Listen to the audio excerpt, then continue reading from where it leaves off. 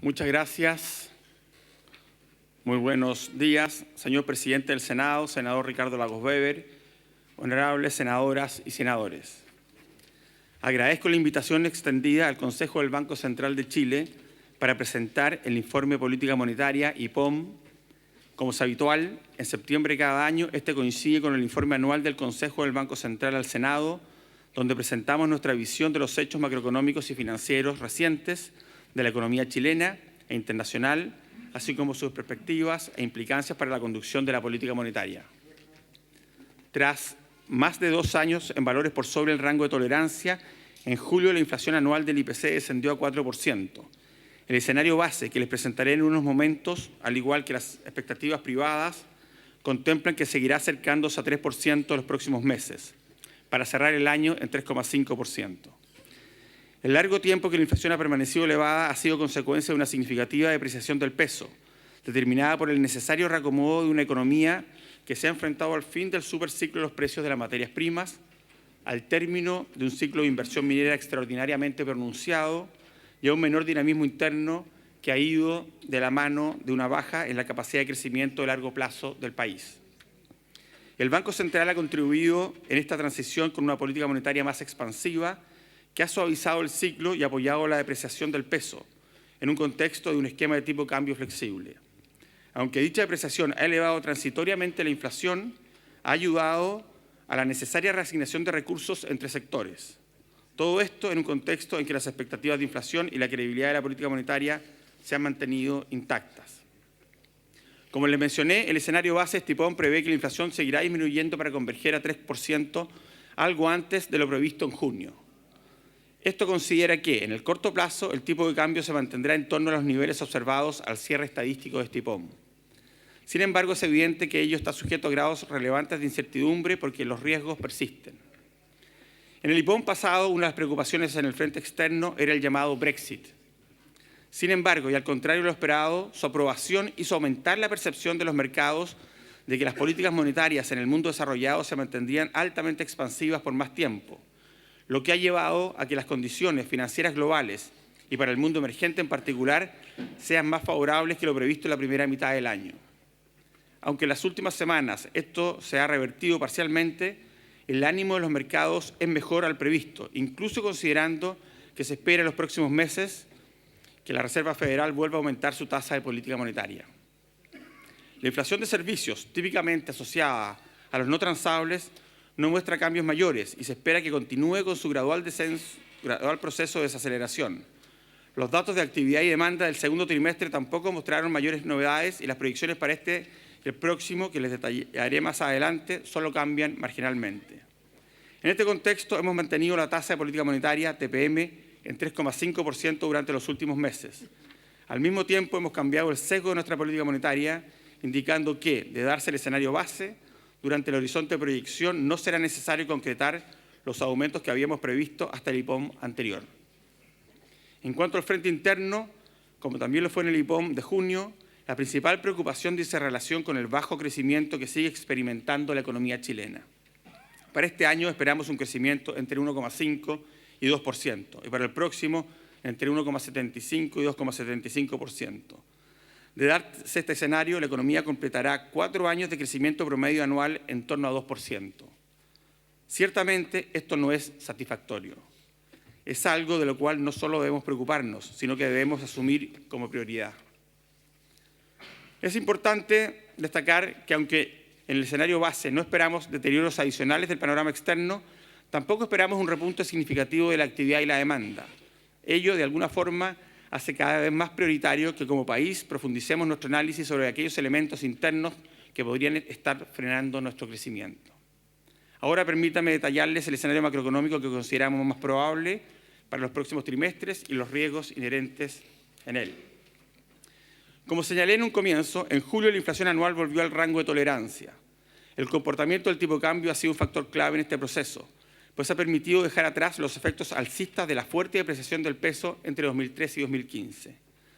Considerando el promedio de los 10 días previos al cierre estadístico de este IPOM, el dólar se ubicaba algo por debajo de 670 pesos, equivalente a una apreciación nominal del peso del orden de 4% respecto al cierre del IPOM previo. La evolución o la variación del tipo de cambio más bien está en el gráfico que se presenta en pantalla y vemos que después de 2 años, 2013-2015, con incrementos significativos del tipo de cambio, entre 15 y 20% por año, en el último tiempo hemos tenido una baja y una estabilización del tipo de cambio, lo que ciertamente ha tenido un impacto en las menores perspectivas de inflación. La evolución del tipo de cambio ha tenido efectos notorios en el componente de bienes de la inflación subyacente, el IPC-SAE o IPC sin alimentos y energía. Su variación anual pasó desde tasas del orden del 5% a comienzos del año a 3,7% en la última medición. La inflación del componente de servicios del IPC-SAE ha tenido una corrección menos pronunciada, pasando en igual lapso desde 5 a 4,5% anual, en línea con su indexación a la inflación pasada y holguras de capacidad que no se han ampliado significativamente. Con ello, el IPC-SAE total ha ido reduciendo su tasa de expansión anual acorde con lo esperado. Los elementos más volátiles de la canasta mostraron movimientos dispares en los últimos 3 meses. Mientras la inflación anual de alimentos subió, la de energía cayó. Ahí tenemos en el gráfico en pantalla la inflación, los distintos indicadores de inflación. Tenemos que la línea celeste es la inflación total del IPC, que hoy día está en el rango de tolerancia del Banco Central, en la parte superior de este rango, que es 4%. Y vemos que la inflación que más había subido en el último tiempo, que es la inflación de bienes, y que está muy relacionada con el tipo de cambio, en el último tiempo se ha estabilizado y de hecho ha caído algo producto precisamente de esta estabilización en el tipo de cambio. La inflación de servicios, por otra parte, que es la línea roja, se ha mantenido en niveles entre 4,5% y 5%, desacelerándose gradualmente en los últimos meses.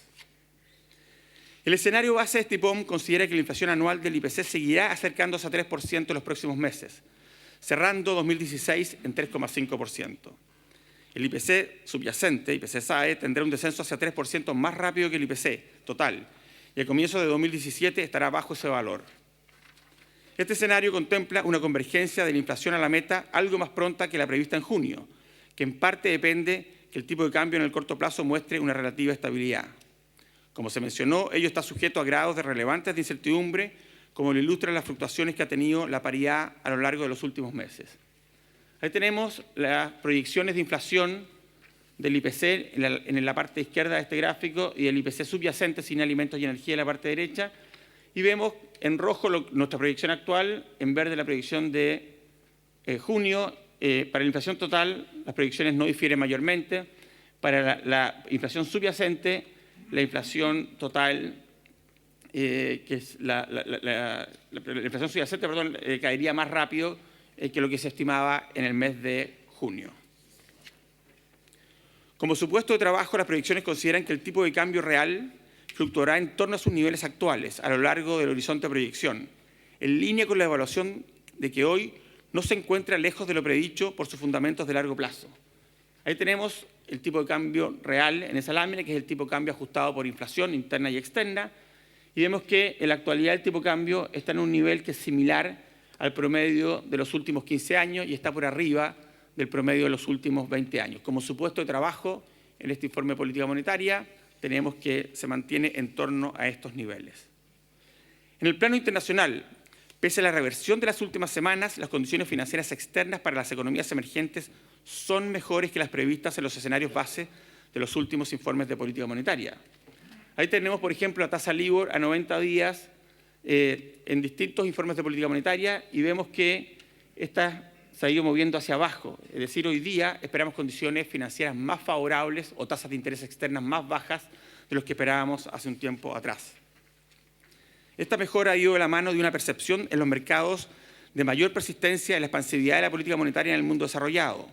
En este ámbito, los cambios en las expectativas sobre la conducción de la política monetaria de la Reserva Federal de Estados Unidos han tenido especial importancia tanto por su influencia en los mercados financieros como por la incertidumbre que la rodea. Ahí tenemos cuáles son las expectativas de la tasa de política monetaria en Estados Unidos y vemos que también se han ido postergando y atenuando los incrementos esperados en el tiempo. Es decir, se espera política monetaria más expansiva a medida que ha pasado el tiempo. Los mercados asumen una normalización de la política monetaria más gradual que la indicada por la Reserva Federal. En todo caso, hay diferentes apreciaciones respecto de cómo ésta resolverá las tensiones entre la dinámica del sector real, la inflación y las condiciones cambiarias en esa economía. En Japón, el Reino Unido y Europa, las expectativas de mercado indican una continuación o incremento de la expansividad de sus políticas, considerando su débil crecimiento y perspectivas inflacionarias por debajo de los objetivos de sus bancos centrales. En este contexto, la proporción de activos de renta fija, incluso de largo plazo, con tasas negativas, ha aumentado considerablemente en el mundo. Este es un hecho destacable, pues hasta hace unos pocos años atrás era un escenario inimaginable. Recordemos que hoy día Japón, la zona euro, Dinamarca, Suecia, todos tienen tasas de interés a 10 años plazo que son negativas. Escenario, insisto, inimaginable hace poco tiempo atrás. Así, el mayor apetito por riesgo y la búsqueda de retorno ha empujado al alza el precio de los activos riesgosos, reduciendo los premios soberanos y apreciando las monedas respecto al dólar. Eso se observa en el gráfico a continuación. Los premios soberanos, es decir, los premios por sobre las tasas del Tesoro norteamericano que pagan los países, particularmente los países emergentes, ha caído significativamente. Es decir, los países emergentes hoy día se pueden endeudar a tasas más bajas que lo que podían endeudarse hace poco tiempo atrás. Las bolsas han subido y el dólar ha tenido cierta volatilidad con una tendencia apreciatoria desde hace un tiempo atrás, pero depreciatoria en lo más reciente. En todo caso, la intensidad con que este cambio en las condiciones financieras impactará la actividad o el precio de las materias primas no es del todo evidente. En el escenario base, las proyecciones de actividad mundial no cambian significativamente. Para el bienio 2016-2017 se prevé que la economía mundial crecerá 3,2% en promedio y los socios comerciales de Chile lo harán en 3%, ambas cifras muy parecidas a las proyectadas en junio. Los términos de intercambio tendrán un menor deterioro a lo largo del horizonte de proyección, aunque las trayectorias previstas para el precio del cobre y del petróleo son similares a las de junio, situándolos a 2018 en $2,3 el cobre y en torno a $55 el petróleo. En la tabla que está en pantalla se observan los supuestos del escenario base internacional. Tenemos que en 2017 esperábamos en junio una caída de los términos de intercambio, es decir, los precios de las exportaciones dividido por el precio de las importaciones de 3,9%, y hoy día esperamos una caída algo menor, 1,7%. Para el próximo año las proyecciones son muy similares. El PIB de los socios comerciales y el PIB del mundo son muy similares, si no iguales, a las que teníamos en el IPOM previo. Hay algunas diferencias por región económica, por ejemplo, en Estados Unidos se corrige hacia la baja la proyección de crecimiento de 1,9 a 1,5% para este año, sin embargo, se mantiene el próximo año en torno a 2,3%. China seguiría creciendo este año 6,5% y el próximo año algo menos, 6,2%. En América Latina tenemos nuevamente este año una tasa de crecimiento negativa, menos 0,9%, muy influenciada, por cierto, por el fuerte crecimiento negativo de Brasil, pero el próximo año se espera un crecimiento positivo, esperábamos en junio 1,5% y de hecho lo hemos subido a 1,7% este año. El precio del cobre se espera 2,15 este año, 2,30, 2,25 el próximo, 2,30 2018, mientras el precio del petróleo 43 este año y 52 el próximo el petróleo WTI. Internamente, los datos de actividad y demanda del segundo trimestre confirmaron un acotado crecimiento de la economía. El PIB tuvo un aumento anual menor que el del primer trimestre, pero con una configuración en que los sectores de recursos naturales, en particular minería, tuvieron un desempeño menos favorable y el PIB resto no mostró mayores cambios. En la demanda, el consumo total siguió creciendo a tasas anuales del orden de 2,5%, mientras que la inversión mostró una expansión positiva, ayudada por factores puntuales asociados a la internación de maquinaria y equipos. Al contrario, durante el segundo trimestre, la inversión en construcción y otras obras tuvo un deterioro más marcado que lo previsto, al tiempo que el sector inmobiliario continuó mostrando debilidad. Ahí tenemos, en el gráfico que está en pantalla, la evolución reciente del PIB y de la demanda interna. Y tenemos que el PIB total es la línea azul, en el gráfico de la izquierda, ha tenido una cierta desaceleración. El segundo trimestre, como decíamos, creció menos que el primero.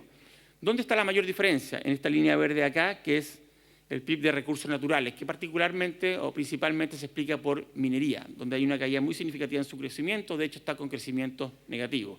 El PIB del resto de los sectores, que es la línea roja, ha estado relativamente estable, algo por arriba de 2%. Por otra parte, en la lámina de la derecha se observan los indicadores de demanda. La demanda interna, que es la línea verde, ha estado creciendo a tasas algo por abajo del PIB, La inversión, que había tenido tasas de crecimiento bastante negativas, tuvo una tasa de crecimiento positiva en la línea morada en el segundo trimestre, pero nosotros estimamos que hay algunos elementos puntuales. De hecho, la proyección para el año es negativa, mientras que el consumo se mantiene creciendo en torno a 2,5%. En este contexto, el escenario base de este IPOM contempla que el PIB aumentará entre 1,5 y 2% este año. Esto considerando que la información revisada del primer semestre no muestra mayores novedades respecto de lo que proyectamos en junio. Para 2017 se considera un rango para el PIB entre 1,75 y 2,75%, menor que lo esperado en junio. La demanda interna, descontada las existencias, mantendrá una recuperación modesta en 2017, 2,1% anual, luego de crecer 1,5% en 2016. En todo caso, el aumento previsto para este año es mayor al considerado en junio, pues se estima una menor caída de la formación bruta de capital fijo, en particular por el comportamiento que tuvo el ítem de maquinaria y equipos en el segundo trimestre. De todos modos, ello se compensa parcialmente por la caída anual esperada en construcción y otras obras, donde resalta la debilidad del sector inmobiliario.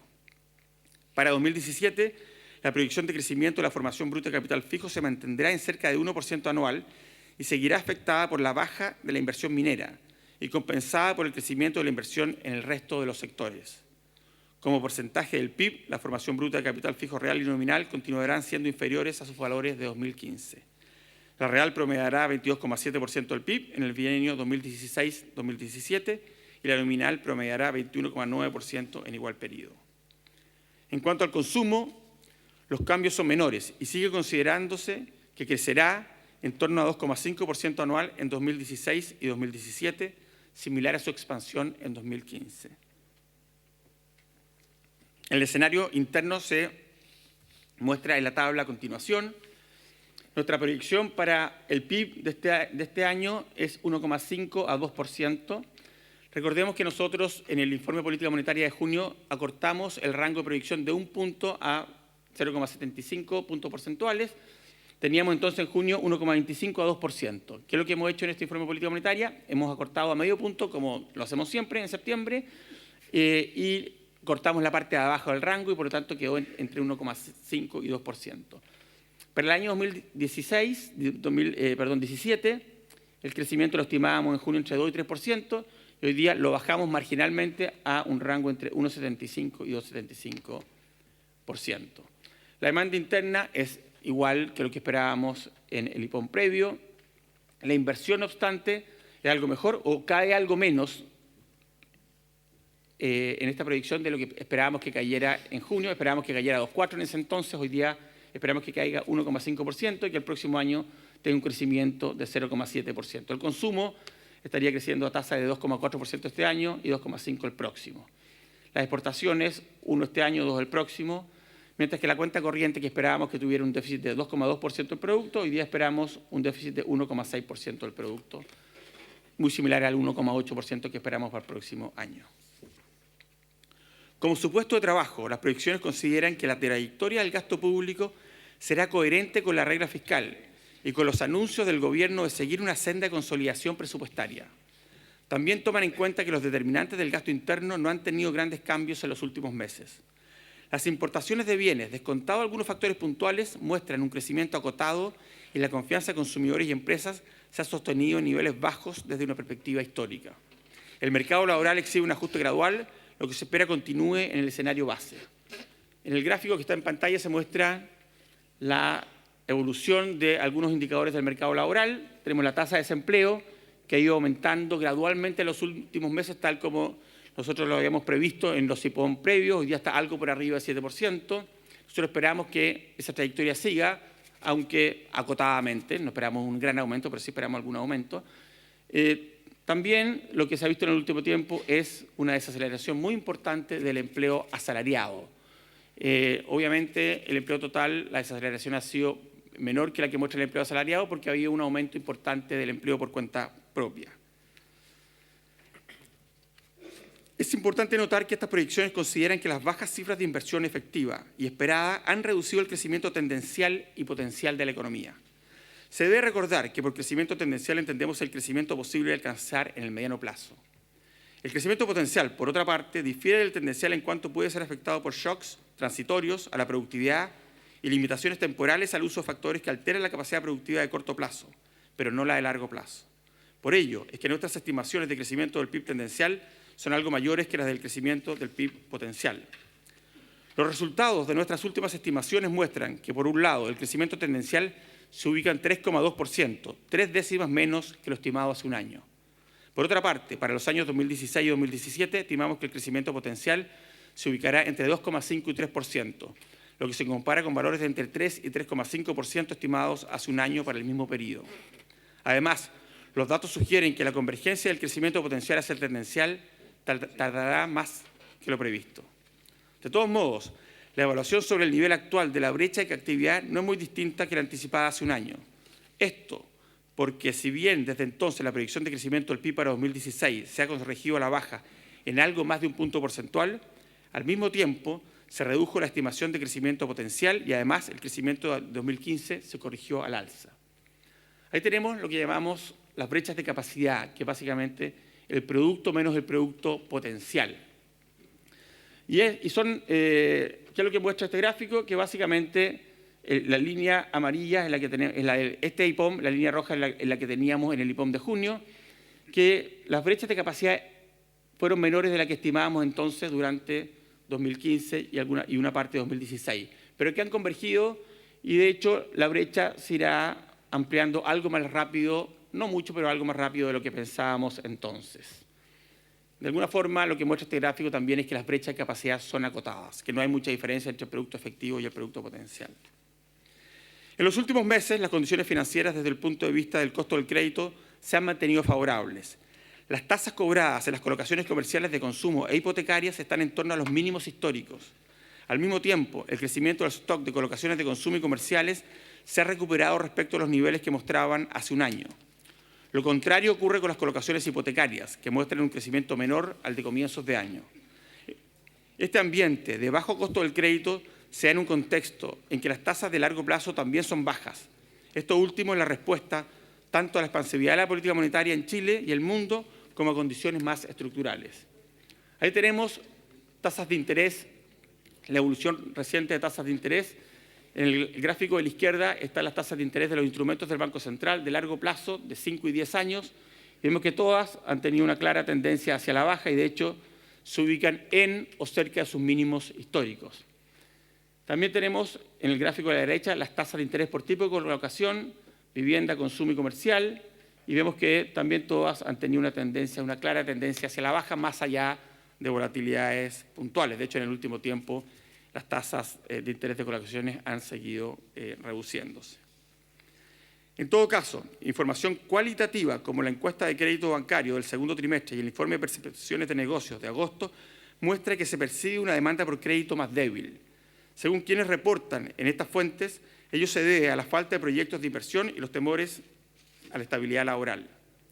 Respecto a la política monetaria, de consolidarse el escenario macroeconómico que se ha conformado en los últimos meses con condiciones financieras externas que, aunque volátiles, son más favorables que lo previsto en junio, donde las holguras de capacidad son acotadas y con un retorno algo más pronto de la inflación a la meta, no se advierte la necesidad de nuevos incrementos de la tasa de política monetaria en el horizonte de política monetaria.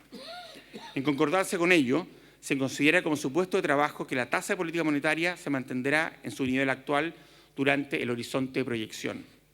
Como siempre, la implementación de la política monetaria y eventuales ajustes a ella, a la tasa de política monetaria, serán contingentes a los efectos de la nueva información sobre la dinámica proyectada para la inflación. Aquí, sin embargo, quisiera hacer una reflexión sobre la conducción de la política monetaria. Hemos tenido en los últimos 2 años y medio inflaciones por sobre el rango de tolerancia del instituto emisor. La razón básica, como lo hemos dicho en innumerables ocasiones, ha sido el aumento del tipo de cambio, aumento que era necesario dadas las nuevas condiciones que enfrenta la economía chilena. Como se trataba de un shock por una sola vez y por ende con efectos transitorios sobre la inflación, no era óptimo hacer una política más contractiva. En lo más reciente, el tipo de cambio ha roto la tendencia al alza que mostró por varios trimestres. De hecho, ha bajado si se le compara con sus niveles de comienzos de año. En forma simétrica a lo que hicimos previamente, si por este factor la inflación cayera transitoriamente bajo nuestra meta, no correspondería a una política monetaria más expansiva. Esto a menos que luego de un tiempo se perciban efectos de segunda vuelta que pusieran en peligro el retorno de la inflación a 3% en un plazo de 2 años. Quiero recalcar que cambios en la instancia política en una u otra dirección solo se justifican si hay cambios en las predicciones de inflación a mediano plazo que se alejen de la meta de 3%. Esto, por cierto, está determinado a su vez por cambios en factores fundamentales que determinan esta variable. Permítanme ahora dar cuenta de los principales riesgos que vemos respecto del escenario base de proyección que acabo de presentar. En el plano externo, uno de los principales riesgos es la reversión de las mejores condiciones financieras internacionales. Como ya indiqué, la trayectoria que tome la Reserva Federal para ajustar su tasa de interés es crítica. La probabilidad de un alza de la tasa de fondos federales en lo que queda de este año es alta, pero las expectativas de mercado muestran que los ajustes posteriores serán muy graduales. Un comportamiento más agresivo de la Reserva Federal podría provocar un aumento significativo de la volatilidad a nivel global, afectando el precio de los activos, los flujos de capitales y el valor de las monedas. La votación sobre el Brexit concretó uno de los riesgos planteados en junio, pero hasta ahora sus efectos parecen acotados. No obstante, es un tema en desarrollo, por lo que mayores repercusiones de mediano plazo en el crecimiento del Reino Unido y Europa no son descartables. Se suma a esto las dudas sobre la salud de parte de la banca europea, en particular en Italia y Portugal. También están pendientes varios procesos electorales en el mundo, cuyos resultados podrían provocar un viraje hacia políticas más proteccionistas. En el mundo emergente, el panorama general de riesgos ha tendido a moderarse en los últimos meses. En línea con ello, la preocupación por China ha disminuido, a lo que se ha sumado que las políticas de impulso han estabilizado su tasa de crecimiento. Sin embargo, siguen existiendo riesgos relevantes, entre otros factores, porque aún hay dudas sobre la sostenibilidad en el tiempo de estas medidas, así como respecto de su sistema financiero y su sector inmobiliario. Además, un escenario en que la política monetaria de la Reserva Federal sea más agresiva puede tener implicancias negativas importantes para China. En América Latina, más allá de mejores perspectivas en lo más reciente, siguen siendo necesarios ajustes en el gasto público y privado. Internamente, los riesgos para la inflación en el corto plazo siguen ligados a la evolución del tipo de cambio y, por lo tanto, a los riesgos del plano externo. De todos modos, las expectativas de inflación a 2 años plazo han seguido en torno a 3%. Por el lado de la actividad, las mejores condiciones financieras externas podrían tener un impacto en el crecimiento mayor que el previsto. A su vez, las expectativas empresariales y de consumidores siguen en niveles pesimistas, lo que podría retrasar la recuperación del consumo y la inversión, provocando un mayor deterioro del mercado laboral. Evaluados estos riesgos, estimamos que el balance de riesgos para la inflación y la actividad está equilibrado. En suma, la inflación ha descendido en línea con lo previsto y nuestras proyecciones muestran que su convergencia a 3% será algo más rápida que la anticipada en junio. El panorama para la actividad y la demanda no muestra mayores cambios. El escenario externo sigue presentando riesgos, más allá de que su evolución reciente ha sido más favorable que lo esperado. Permítame unas reflexiones finales. Quisiera terminar esta intervención con algunas reflexiones sobre las capacidades de las políticas monetarias y fiscal para lidiar con el ciclo económico. Creo que es pertinente hacerlo, pues tras años de bajo crecimiento y en un contexto de crecientes demandas sociales, las presiones sobre ambas se han incrementado y la forma en que las enfrentemos será clave para el devenir de la economía y del país. Creo que hay 3 consideraciones importantes de tener en cuenta. Una primera consideración es que es evidente que ni la política monetaria ni la fiscal pueden eliminar el ciclo económico, ni menos afectar el crecimiento tendencial de la economía. Sin embargo, sí están capacitadas para suavizar el ciclo y ayudar a un ajuste sano de la economía, tanto a shocks internos como externos. De todos modos, la capacidad para suavizar el ciclo es proporcional a la sostenibilidad de mediano plazo de estas políticas. La razón es muy simple. Las decisiones económicas, pensemos por ejemplo en la inversión, dependen tanto de los efectos que dichas políticas tengan hoy como de los efectos que los diferentes agentes económicos esperan que tendrán en el futuro. Así, aunque en un principio se estime que los efectos de cierta acción de política pueden ser muy potentes, si los agentes juzgan que dicha política no es coherente en el tiempo con los equilibrios macroeconómicos, su impacto será bajo y hasta podría llegar a ser contraproducente.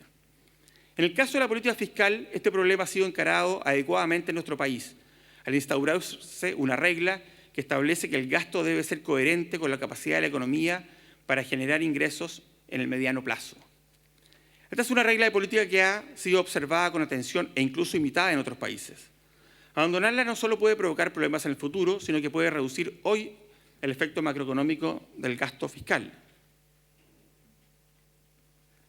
Quiero dejar claro que no estoy abogando por la inflexibilidad total, ni por el apego mecánico a una regla, ya que en mi opinión hay ocasiones en que debe ser flexible. De hecho, así ha sido el caso.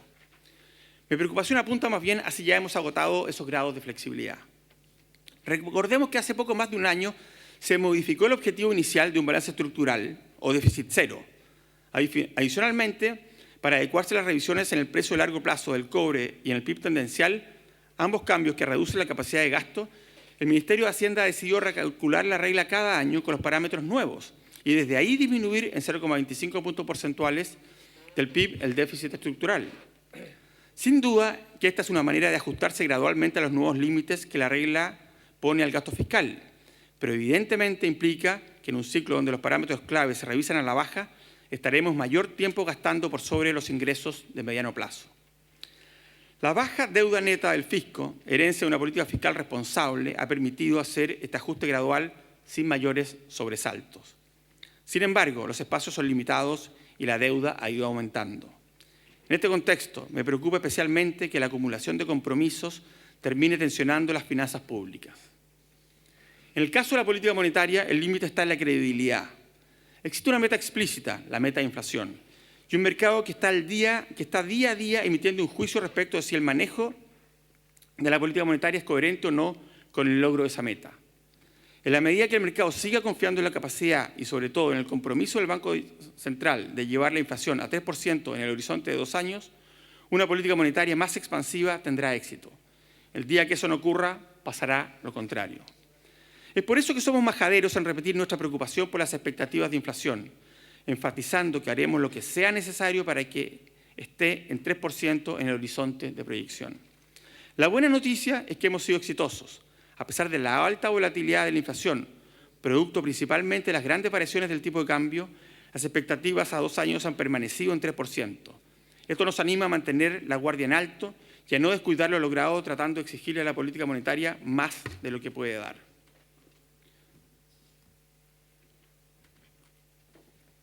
Una segunda consideración es que la experiencia sugiere que la primera línea de acción para enfrentar el ciclo es la política monetaria. Ello está detrás de la expansividad que ha tenido nuestra política en los últimos años, incluso a pesar de una inflación sobre la meta. Recordemos que la regla fiscal determina en lo grueso un gasto público acíclico, es decir, independiente del ciclo económico. Una razón para esto es que la política fiscal habitualmente es más lenta en reaccionar y los cambios en las decisiones de gasto son mucho más difíciles de deshacer.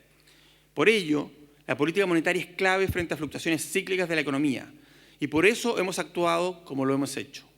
Desde fines de 2013 hemos llevado adelante una política monetaria claramente expansiva, de hecho de las más expansivas entre las economías emergentes. Las tasas reales de corto plazo han estado en terreno negativo o levemente sobre cero durante este tiempo, contribuyendo a que las tasas de mediano y largo plazo se ubiquen dentro de los niveles más bajos de la historia. Esta política no solo ha ayudado a un ajuste más suave de la economía, apoyando la demanda agregada, también al dejar que el tipo de cambio se mueva libremente ha colaborado al ajuste de los precios relativos, elemento clave para enfrentar estas coyunturas. El contraste con otros episodios es evidente. Basta recordar los costos asociados a la defensa del tipo de cambio a inicios de los 80 y en menor medida durante la crisis asiática y sus réplicas a finales de los 90. Más allá de que este episodio ha llevado a una inflación por sobre el rango de tolerancia, lo clave desde un punto de vista de la política monetaria es que las expectativas de inflación siempre han estado ancladas a la meta. Y si en algún momento pareció que se podrían desviar, actuamos prontamente para que eso no sucediera. En esto, no tengo ninguna duda, ha sido clave la historia de decididas acciones del Banco Central de Chile que dan cuenta de su disposición de cumplir con su mandato constitucional de mantener inflaciones bajas y estables. Esa historia ha contribuido a construir una reputación sólida. Una tercera consideración, especialmente importante, es que nunca debemos perder de vista que los beneficios de aumentar el crecimiento de mediano y largo plazo son muchísimo mayores que los de suavizar el ciclo. Por eso es clave que como país pongamos especial énfasis en el crecimiento de mediano plazo. Debemos pensar con especial cuidado cómo lo afectan las distintas políticas que se adoptan y privilegiar aquellas que lo fortalecen. Sin crecimiento, simplemente no hay recursos para profundizar las políticas sociales. Como mencioné con motivo de la presentación del IPOM de junio, somos uno de los pocos países de la región que ha logrado llegar al borde del desarrollo. En el pasado, otros desperdiciaron dicha oportunidad. Aprovecharla solo depende de nosotros. Los ciclos de las materias primas y los vaivenes internacionales van y vienen. En el largo plazo, los países son dueños de su propio destino y detrás de aquellos que se han desarrollado y le dieron un mejor nivel de vida a su población, están las buenas políticas públicas que se hicieron. Senadoras y senadores, estoy a pocos meses de concluir el periodo de 5 años que la Ley Orgánica Constitucional establece para los presidentes del Banco Central. Creo que, a pesar de que los últimos años han sido años complejos, el trabajo conjunto del staff del banco y de los miembros del Consejo ha contribuido a que hayamos cumplido con éxito nuestra misión. Les agradezco el apoyo que nos han brindado durante este periodo. Muchas gracias.